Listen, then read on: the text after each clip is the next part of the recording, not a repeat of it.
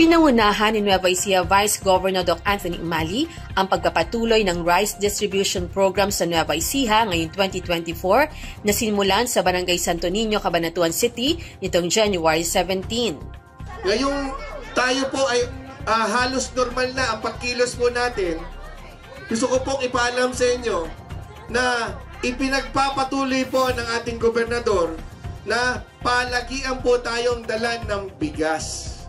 Ang tanong po, gusto nyo po ba ito? Ha? Gusto nyo po ba magtuloy-tuloy po ito?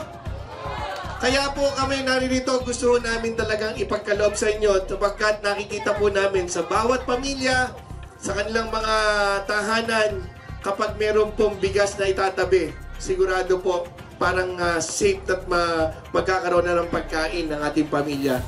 Umabot sa 588 pamilya ang napasaya matapos mabigyan ng sako-sakong bigas mula sa Kapitolyo.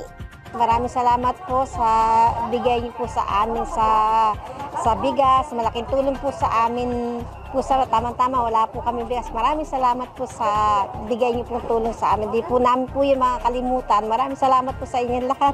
Ay, masaya po. Kaya nga po, kahit kagigising lang namin, nang nalaman namin. Kaya salamat po, maraming salamat po. Malaking tulong po yung pagkakadala po ng bigas dito dahil po sa mahal po ng bigas, hindi po namin mabili ay.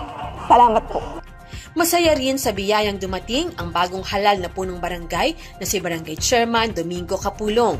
Sa kanyang pag-upo, ramdam niya agad ang suporta ng Team Umali sa pangunguna ni Governor Oy Umali.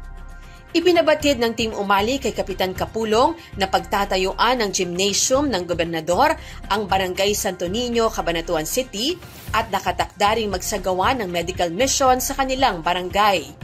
Maraming salamat po sa lahat po ng Team Umali.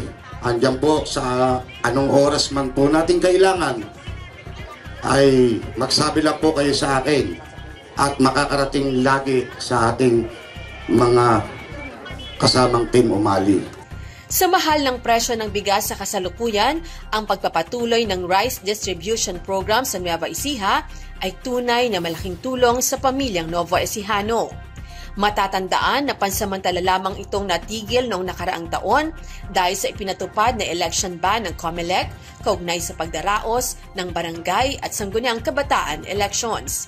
Menchi Matias nag-uulat para sa DWN Teleradyo, ang inyong kakampi.